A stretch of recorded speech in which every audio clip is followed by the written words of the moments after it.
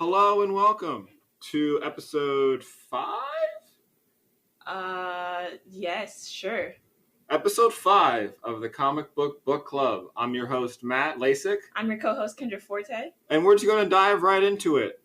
Today we're discussing the first major storyline of the New 52 Batman relaunch, that being The Court of Owls.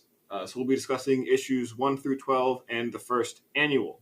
So, jumping right into it, issue 1 starts off strong with an action sequence because it's comic books, right? Because it's comic books. Because it's I had comic no books. idea what was happening or why it was happening, but I was intrigued. Yeah, it's not great for being a cold open because it's like a splash page of all these villains that you're just kind of expected to know about. Which is why I was so confused when you said this was the jumping off point for new readers. Yeah, remember when I said a lot of people hated New 52? I can see why. Yeah. So yes, the purpose of this scene in the overall storyline is to establish a strong relationship between Batman, aka Bruce Wayne, and his first sidekick, Dick Grayson, who's currently operating under Nightwing, because their relationship is an important part of the story.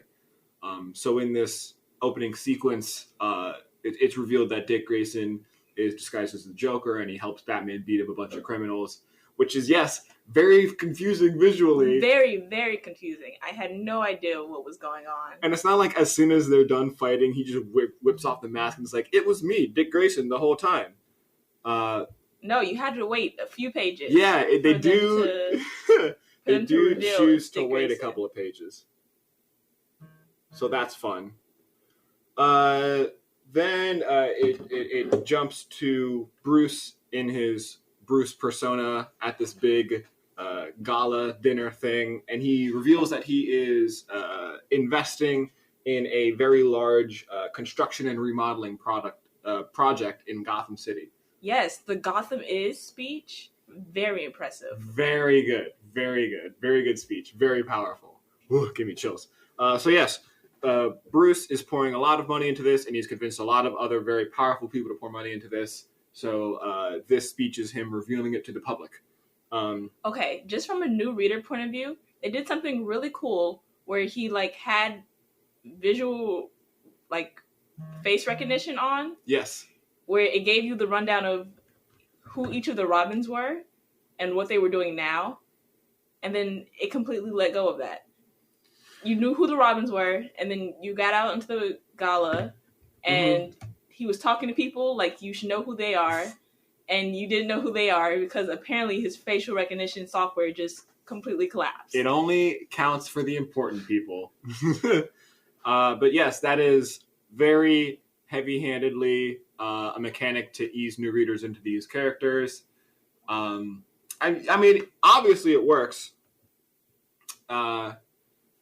Because you told me it, but he's like, "Oh, I'm testing this new technology," and then it's basically just like name tags. Yeah, these are the important characters. Yes, these are the ones you should care about.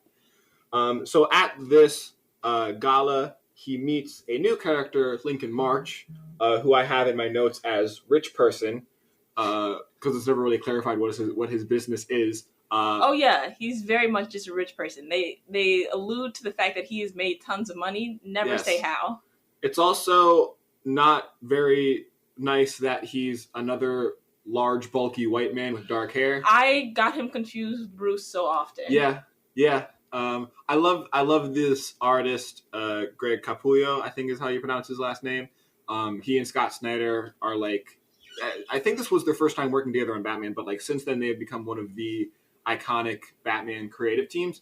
But yes, Bruce Wayne and Lincoln March look very similar, which could be an artistic choice depending on how you interpret white men only look one way. Well, we'll get to why it might matter in the story later. But yes, March is running for mayor.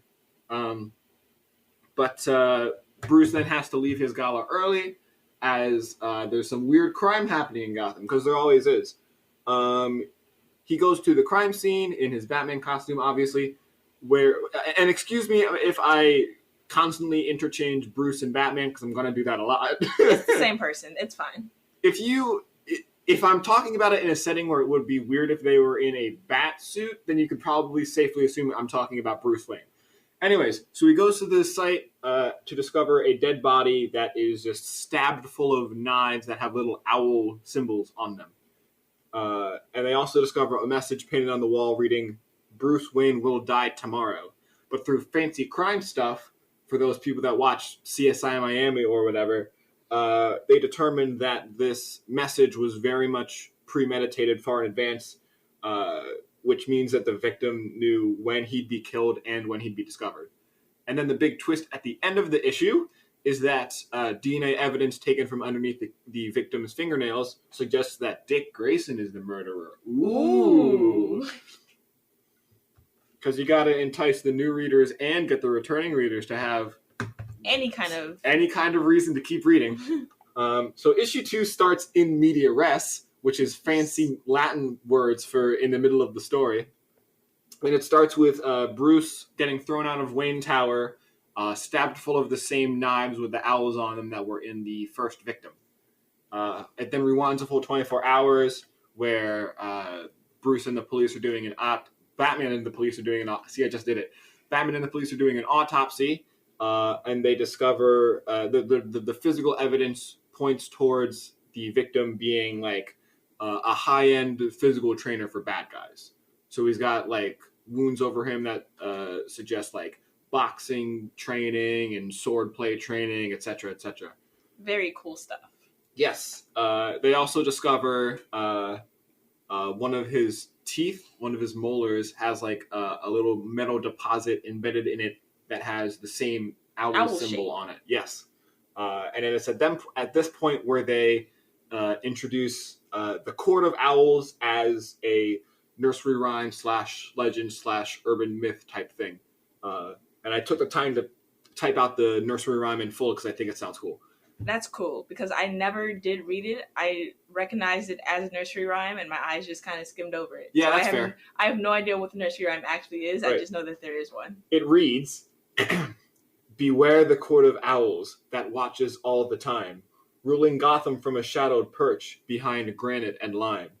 They watch you at your hearth, they watch you in your bed. Speak not a whispered word of them, or they'll send the talon for your head. Ah. Yes. There's a lot of foreshadowing in this because a lot of this does end up being sort of resolved by like actions and locations that involve the court. Spoiler alert: the court is real. I'm just going to spoil that for you right now. I mean, if you're listening to this, then I'm assuming you read. Yes. I'm assuming you read what the. Also, it's titled. The storyline is titled "Court of Owls." Anyways. So you could assume. You can safely assume that the court is real. The Court of Owls will show up. Right. But of course, Bruce doesn't believe it because masculinity. I don't know. So then he has a very good reason for not believing it. Yes, and we will get to that. That's a pretty decent chunk of the storyline. So then Batman and Nightwing are conferring, and Dick reveals that the victim had approached him before his death and gave him the vague warning: "They're real. They're everywhere, and they're sending him for you, all of you." Very ominous. So that's why Dick's DNA was found under the victim's fingernails, because he like grabbed his arm real rough, and it's like, "See, I'm not the killer." So. And Batman doesn't care. Yeah, Batman already knew. Batman already knew. It was an absolute waste of a cliffhanger. They set up this whole big thing of like how it could be potential discourse, and then they resolve it in like half an issue. So then Bruce meets March in Lincoln Tower for lunch and to discuss things, as rich white men do. As they do.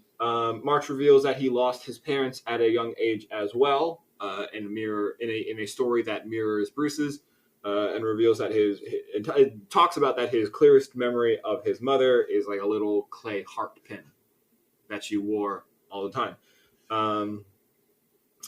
And then all of a sudden, a villain in an owl motif who goes by the name of Talon breaks in, kills a couple guards, stabs March, fights Bruce, beats the crap out of him, tells him that the Court of Owls has sentenced him to die, and throws him out the window. So now we're back where the story began. Yes, where the issue began. And then instead of the Talon just kind of watching him go, he decides to dive out of the window after him, just kind of to gloat by saying that he loves killing Waynes, which means that he has this villain may have encountered Waynes in the past. And then Bruce manages to save himself, but Talon falls the full length of the building and pancakes on the ground. But then the big cliffhanger for this issue is that while being driven away in the ambulance, the Talon revives and escapes. That's what I was confused about. I never understood not dead ? Well, he did hit a car, and cars are designed to crumple and absorb impact, so he didn't fully flatten. That's great, but it's still a car. Yeah, and he still did fall like 60 stories. Who cares? He healed good.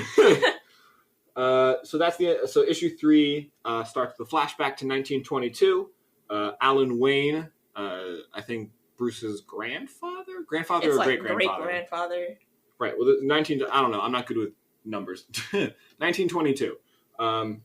Alan Wayne, who either directly designed or paid for the designing of most of the buildings in Gotham at the time, is running delirious through the streets, and he's insisting that the Court of Owls has built nests in his home, and then he disappears into the sewers and is never seen again. Alive, that is. In the present, Batman is only hitting dead ends in finding Talon. He, in his Bruce persona, visits March in the hospital, and March reveals that he'd also been threatened by what could be the court, because we still don't know if the court is real at this point. Despite being attacked by the Talon. But it's the thing that was like, oh, well, maybe that's just like a one guy who's using the nursery rhyme as like a motif for his whatever, like the Mad Hatter, you know? Like Alice in Wonderland isn't a real story, but there's still a dude calling himself the Mad Hatter running around in Gotham. I did not know that. Yeah. He uses hats that have like mind control chips in them or something. Oh, cool. Yeah. He also kidnaps women and says, "You're Alice now," and then mind controls them to have tea parties with him, and then sometimes kills them. Less cool. Anyways, Bruce still doesn't believe that the court is real, but he does do some investigating, and he finds in every building that was constructed either by Alan Wayne or was paid for by the Alan Wayne Trust Fund, there is a hidden base that contains some variation on the Talon costume we've seen before, as well as a portrait featuring a Talon and a group of people in owl masks that date back as far as 1891. So very good evidence that the Court of Owls, if it does not exist now, at least existed at some point, and that there are multiple Talons. And that they were indeed in Alan Wayne's home. Yes. And then the last hideout is blown up while Batman is inside as the current Talon watches from outside. And that's the big cliffhanger for issue 3. So, moving right along here. As if they'd ever killed Batman in issue 3 of the big relaunch. In issue 3 of the New 52 Batman, they'd kill Batman. Yeah. That would have been interesting. My notes for issue 4, the first one is just Batman escapes, obviously. Batman lives, woohoo. Yes, and both Nightwing and Commissioner Gordon are worried that Batman is underestimating Talon and ignoring the possibility that the court is still real and operating. But Bruce reveals, finally, why he's so adamant in his disbelief is because as a child, right after his parents were shot and killed in the street, he became convinced that the court was behind it and did his own little baby Bruce investigations. And he followed a trail of fairly obvious clues to a manor in Gotham called Harbor House, wherein he discovered like an old abandoned meeting room that was like very clearly like, layers and layers of dust, etc., seemingly proving that the court, if it did exist in the past, no longer was a thing. Yes. So that finally resolves why Bruce is so adamant about the court not being real. But to be fair, he did follow up in the future with more investigations. Yes. This is not just 7-year-old Bruce did a baby investigation and called it a day. Yeah. So then Batman exhumes Alan Wayne's bones and does another autopsy and reveals multiple stab wounds, which resemble the same knives that were used on Bruce himself and on the high-end trainer that was killed in issue 1, as well as residue of a unique type of rock or something.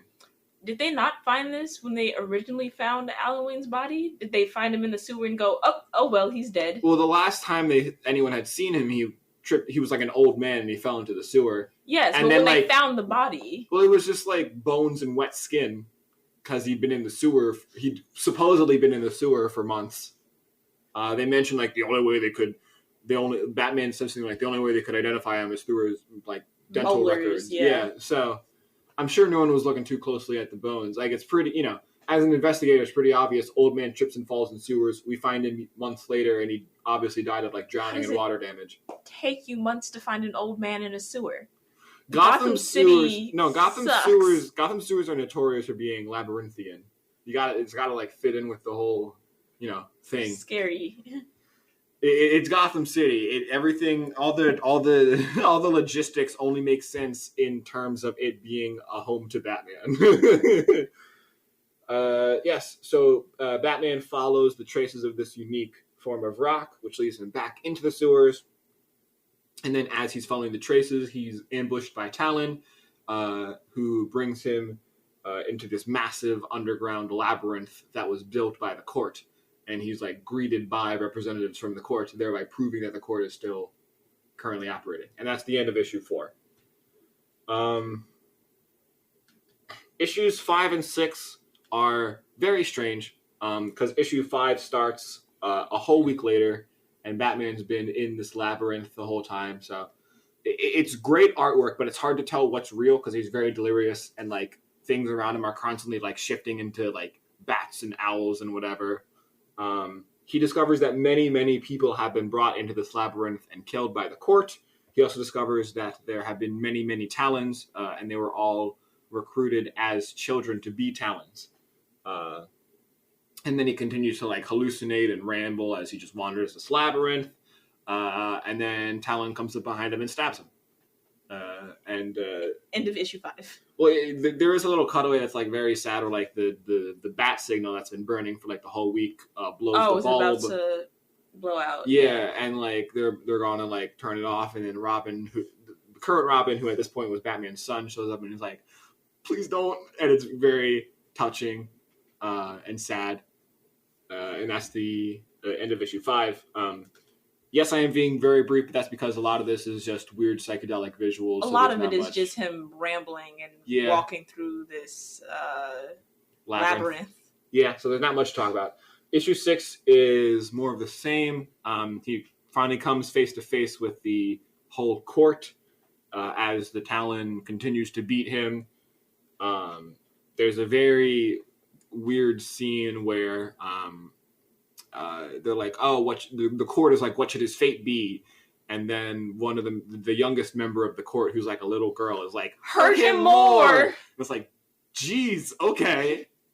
I want to mention this specifically because I want to circle back to this. But of course, since he's Batman, he rallies. He fights Talon through the labyrinth, blows a hole in the wall to escape, and declares to the court that Gotham is his, and he vows to hunt the court down. And he then escapes the labyrinth. And the court decides to dump the current Talon because he seemingly failed them, and also decides to revive all of their previous Talons, because that's the thing they can do. And that's the end of issue 6. Issue 7 then starts with Batman being revived by a young woman named Harper Row. This is her first named appearance. They seemed to be willing to use her a lot in the beginning of issue 2, but then she kind of disappeared for a while. But we'll get more into her later. Issue 12 is fully devoted to her story. Yes, in this appearance, it's like very obvious that she and Batman have encountered each other before. Meanwhile, the court is reviving all of their backlog of Talons, all of whom are inhumanly strong and fast and have like a healing factor. Yes, because some of these are hundreds of years old. Yeah, it's pretty interesting, I think, especially let's get through this issue, and then I'll explain more why I think the Talons are an interesting concept. So Batman manages to recover the body of the Talon that the court had dumped into the river, and he discovers that their weakness is cold temperatures, which is why they managed to recover this Talon, because the river is like all frozen over and stuff. Their bodies are infused with electrum, which I believe is a real thing, but I don't think actually gives people healing factors. He figures out that the name of this Talon that's been fighting him is William Cobb, and also that this Talon is Dick Grayson's great-grandfather. Right, because why not? Yeah, he deduces that the court recruits their potential Talons from different circuses, one of which being Haley's circus, which was the home of the Flying Graysons. The Flying Graysons, Dick's parents, and that Dick was meant to be a Talon, because they get into an argument, and then like Batman punches him and knocks a tooth out and reveals that like that tooth has the owl thing in it. Has he never had a dentist appointment? He's a crime fighter who has time to go to a dentist. And then the big cliffhanger for issue 7 is the court sending all of their Talons into Gotham City.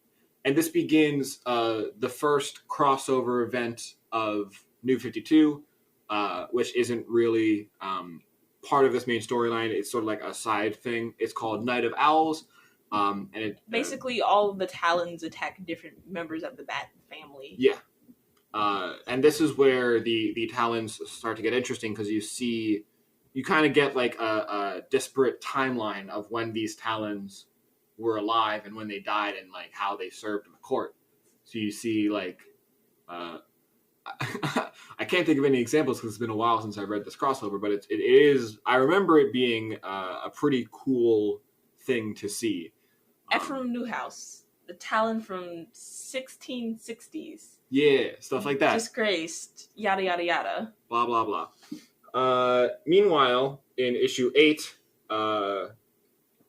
multiple Talons are invading Wayne Manor. So it's like all of these different Bat series only have to deal with one Talon at a time. Meanwhile, Bruce and Alfred are fighting off like 30 as they invade the manor.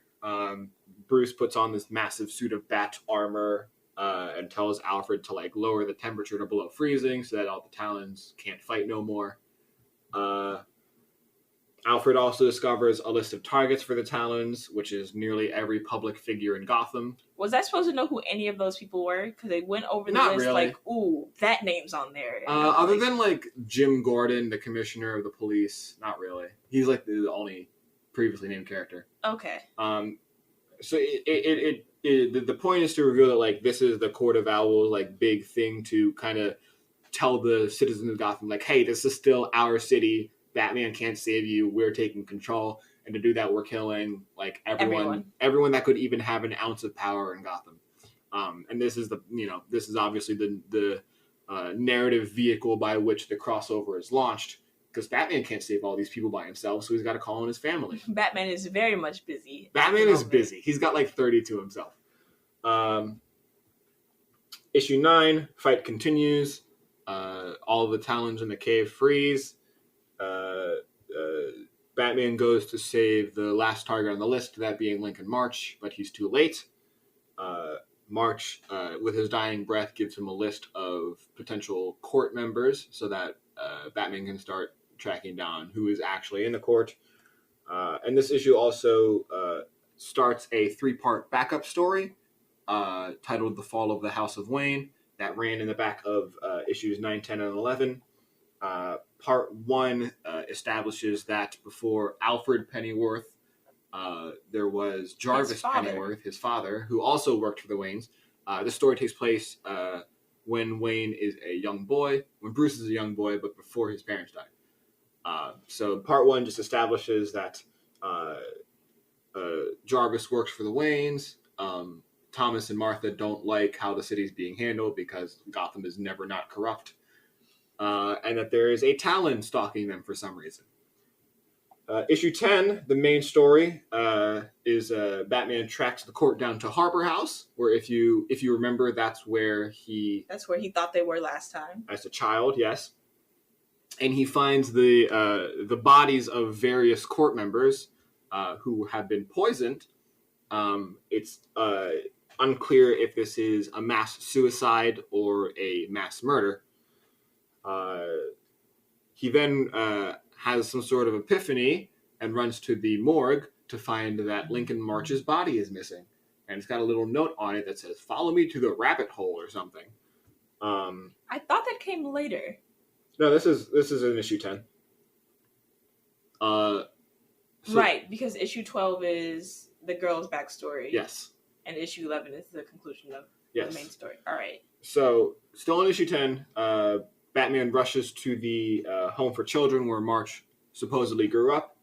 He finds that March has been revived as a Talon, and they reveal that the identity of Lincoln March is not real.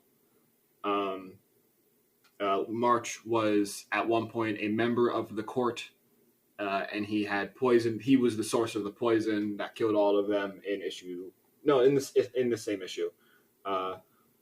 March then puts on a new fancy Talon suit that the court had supposedly designed specifically to fight Batman.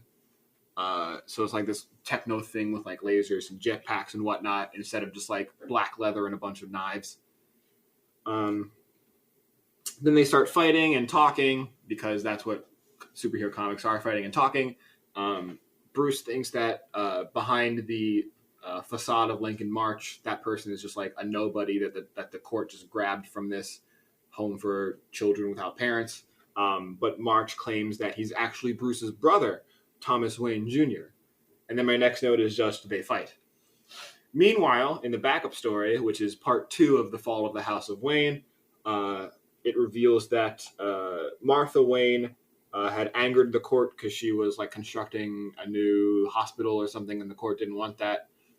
It also reveals that Martha was pregnant at the time, which does lend credence to March's claims that he's Thomas Wayne Jr. But then because Martha angered the court, and because Jarvis Pennyworth didn't agree to lead Martha to her death, the Talon at the time crashes the car with Martha in it at the corner of Lincoln and March. Huh. I wonder if Lincoln March is a real person. So then my first note for the beginning of issue 11 is fight, punch, fight, punch. Insane ramblings from March. March drags Bruce into the sky with his jetpack and like tries to throw him in a jet engine. Then Bruce blows him up. Then they land in the construction site that would be the centerpiece of Bruce's big construction project. March tries to blow it up. Batman escapes. The building still blows. But March is buried in the wreckage.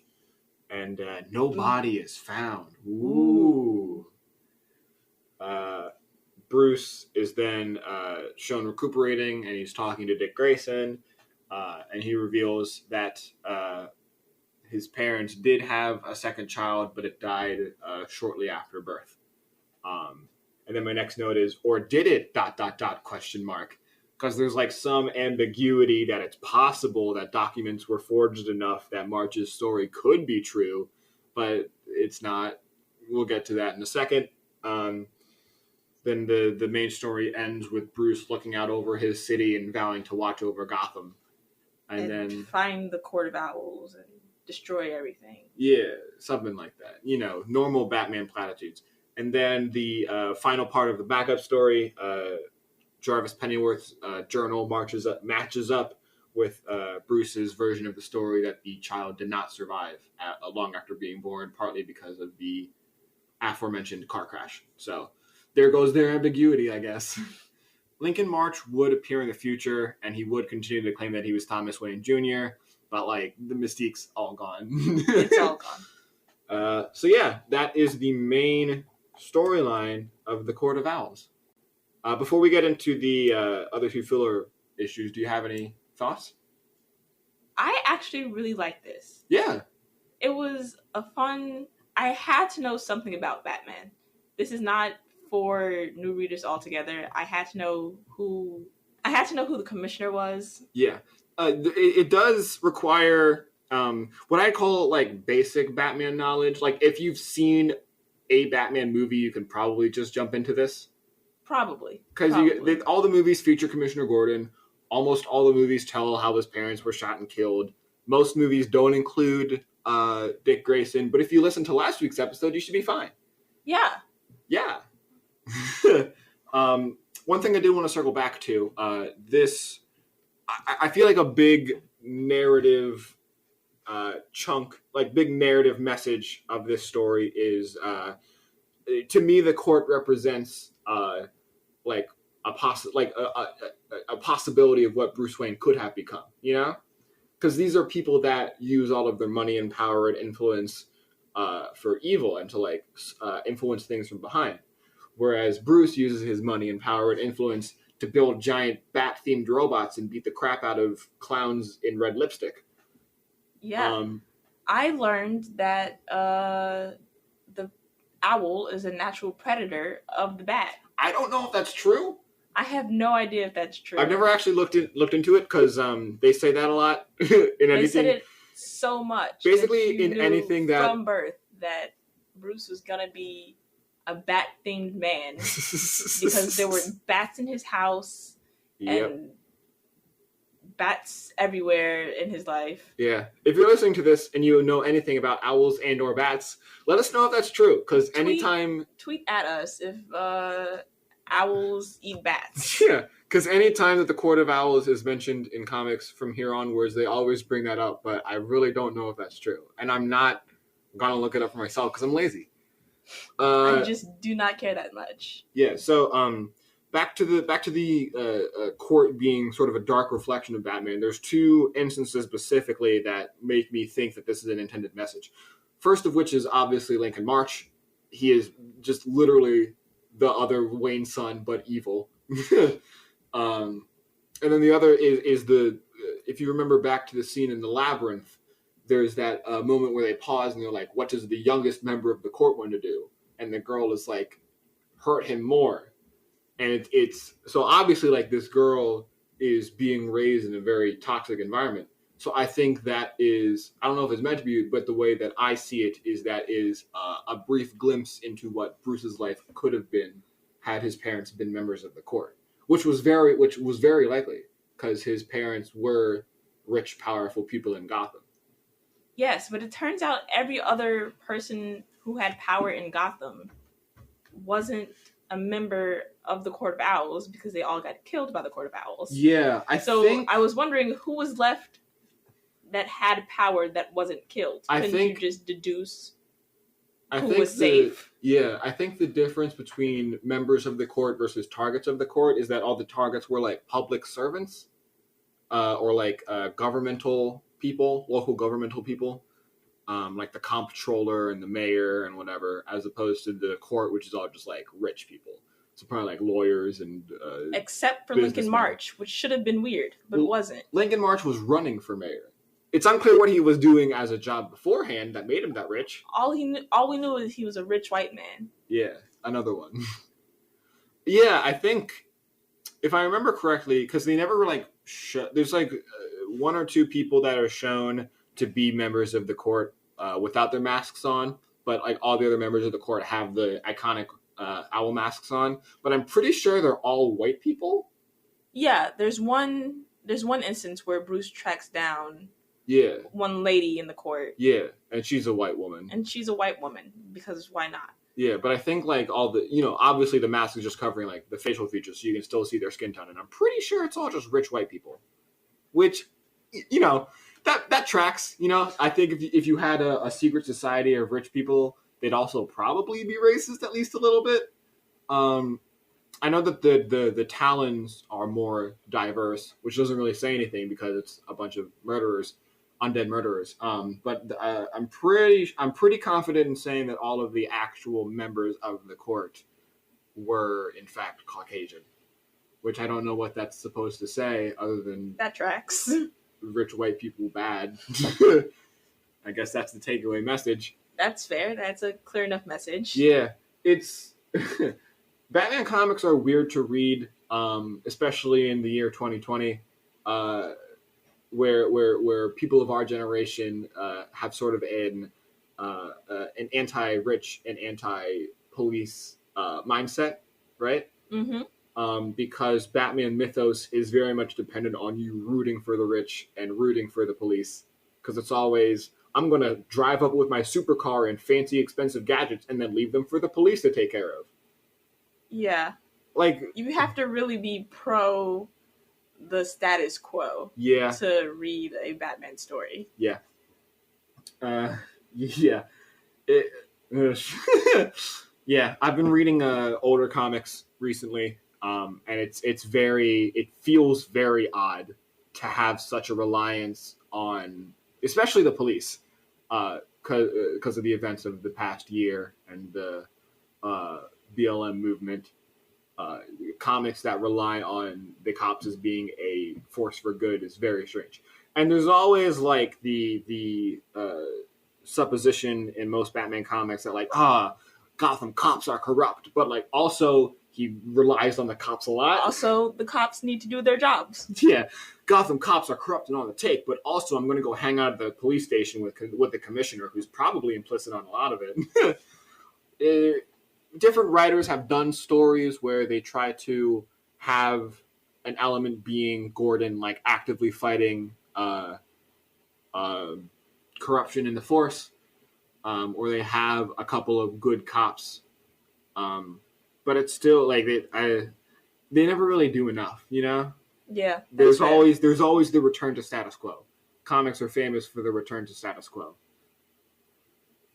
So that's that. Let's move on to the last two issues we have to talk about. Okay. Starting with issue 12, which details Harper Rowe's backstory. It's incredibly cute. Yes, it's very endearing. Harper is a very endearing character. Harper works in the Gotham sewers working on the power grid. She lives alone with her brother Cullen. They are both high school age, I believe. They live in a poor area of Gotham. So this is very, the contrast of what I was just talking about. This character is very much boots on the ground, starting with nothing type of thing. She wins. It's not very clear how she was entered in this lottery, but she wins a lottery to attend Bruce's speech, the I Am Gotham speech that was detailed in issue 1. Or what is whatever the Gotham is. That's what it is. Somebody she was fixing something for gave her a ticket instead of paying, which I think was a ripoff. I shrugged, by the way, listeners. I have to continually remind myself that this does not have a visual component. So I made a non-committal shrug. So yes, she attends his gala. She's very out of place because she's this poor girl from the streets with all these rich people. She does befriend Alfred, though, because anyone that doesn't befriend Alfred upon meeting him is a psychopath. But she comes home from the gala to find Cullen beaten and bloody with the F slur shaved into the back of his head, because he is the victim of bullies. And this was very felt realistic, you know? Yeah.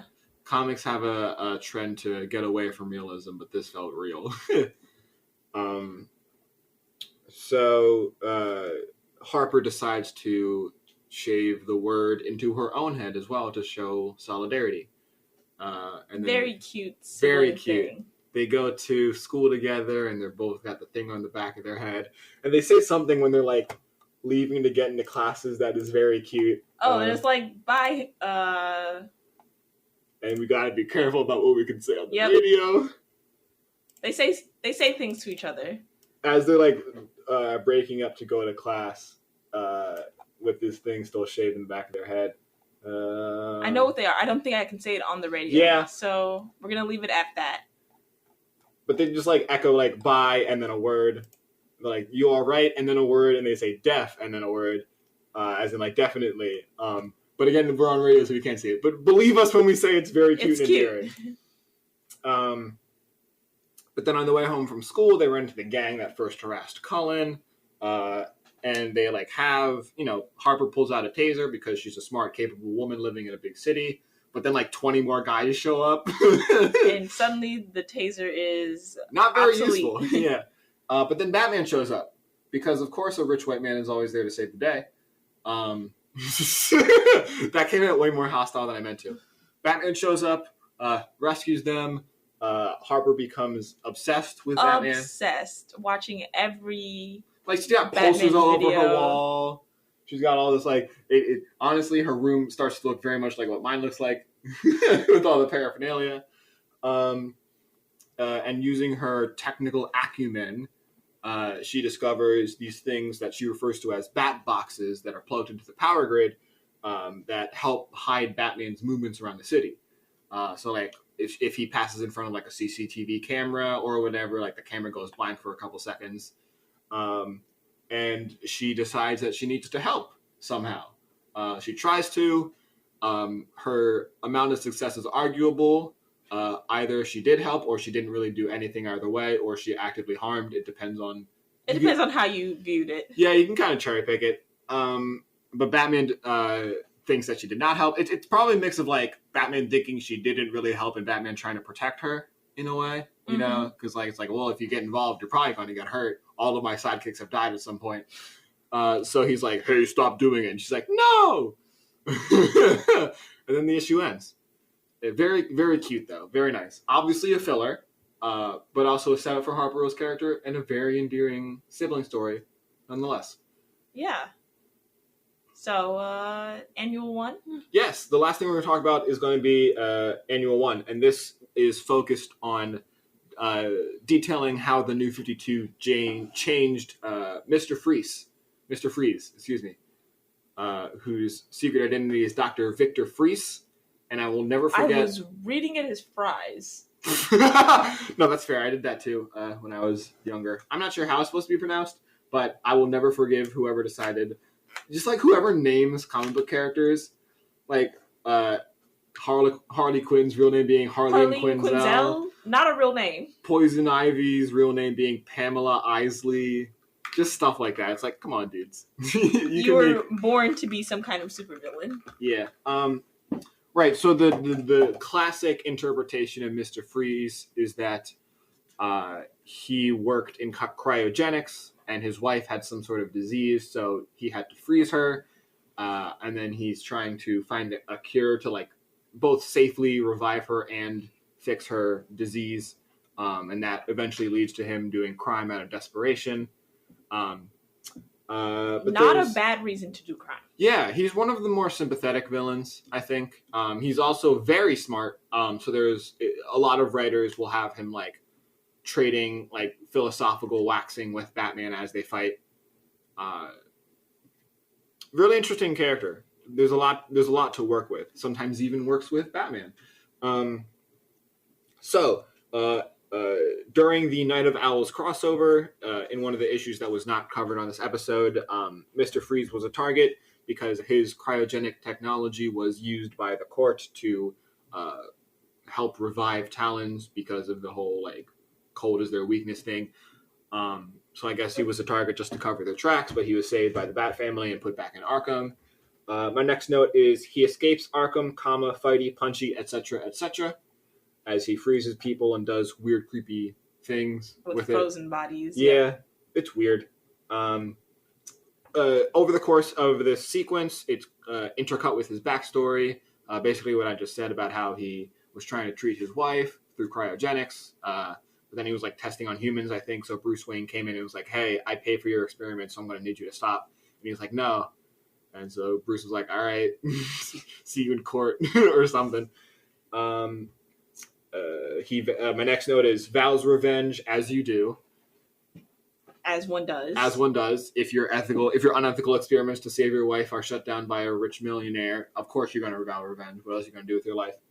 And at the end of the issue, the big New 52 twist is revealed that his wife, Nora, isn't actually his wife. Just some cryogenically froze woman from like the 1920s that he's obsessed with. They were never married. They never had any interactions. She was just like a test subject that they uncovered, and he was like, this is my wife now. I love her. This is, of course, retconned in Rebirth when the old timeline is merged back in. If you have no idea what I'm talking about, listen to last week's episode. And it is made to be his wife again. But for a while, yes, this is. I'm not entirely sure how the fan base at large reacted to this twist, but this has always stuck out in my brain as like a significant change made in New 52 because it makes his character much less sympathetic, right? Yes, he goes from smart man doing something for his loving wife to crazy man. Crazy man doing something for things. Someone he's never met. Yeah. Batman beats him up, of course, and puts him back in Arkham Asylum. And that's that. So this would be the launch of Scott Snyder and Greg Capullo being the main creative team on Batman for a very long time.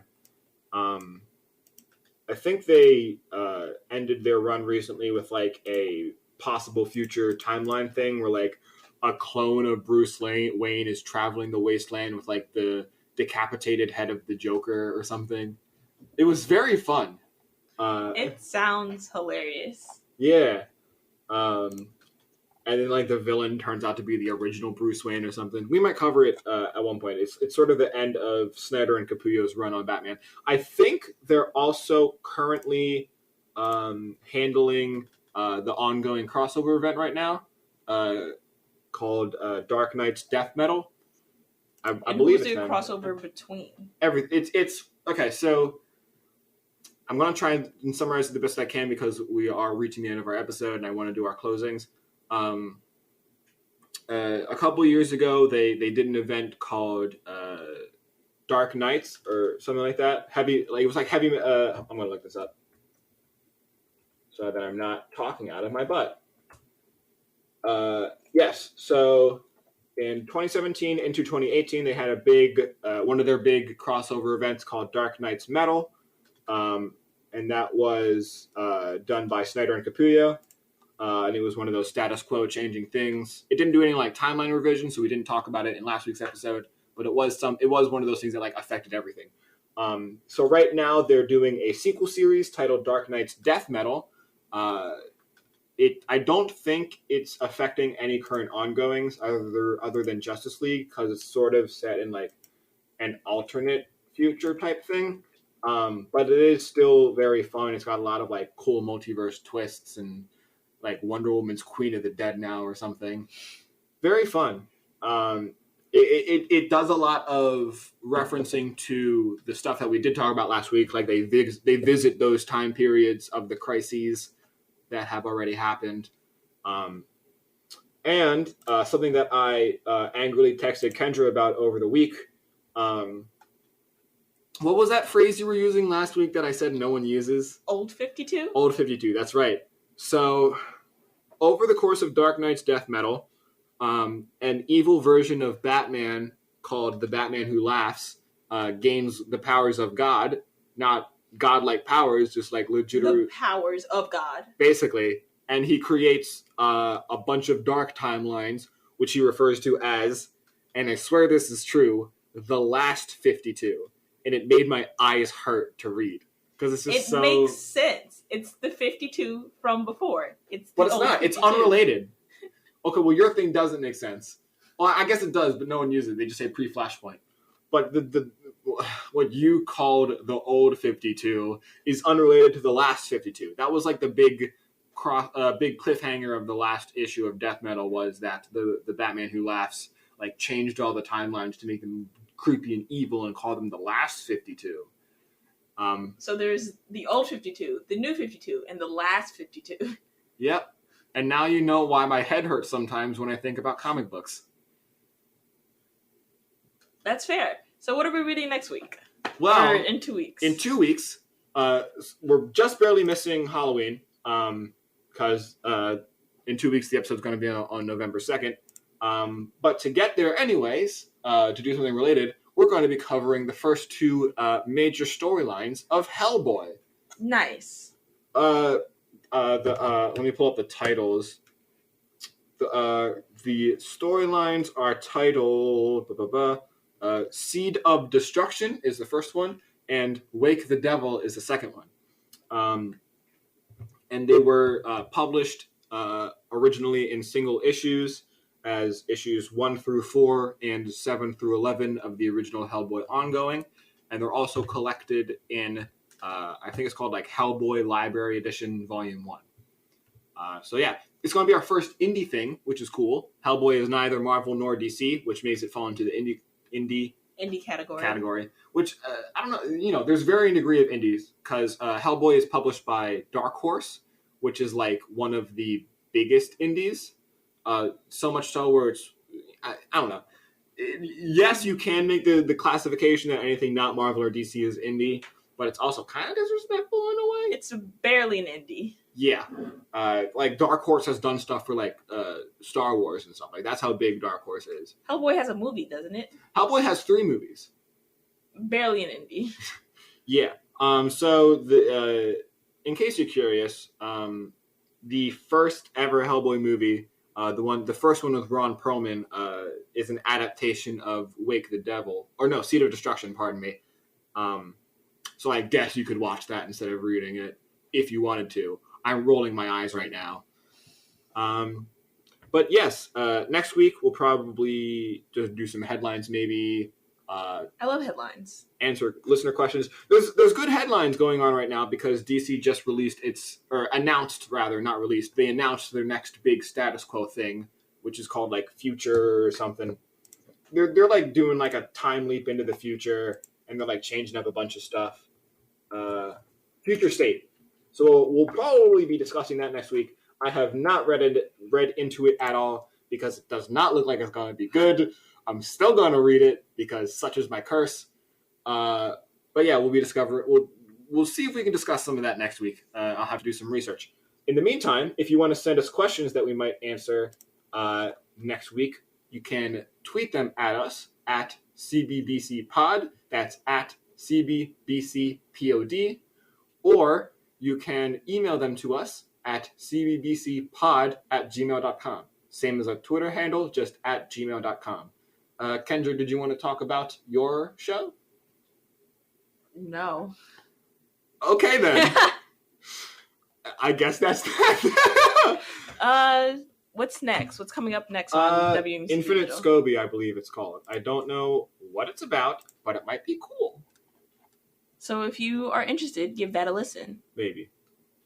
Yes. Until next week, Excelsior.